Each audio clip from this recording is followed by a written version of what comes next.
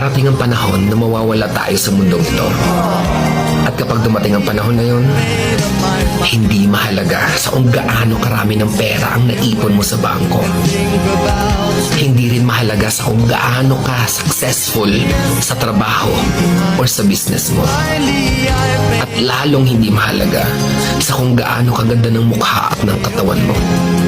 Dahil ang mahalaga pagdating ng panahon na yun ay ang sagot sa tanong na naging masaya ka ba?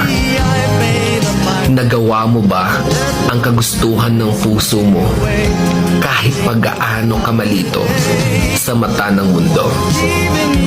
Dahil sa huli naman, ikaw naman magdadala ng mga memories na yon sa libingan mo. Hindi naman ang mga tao sa paligid mo.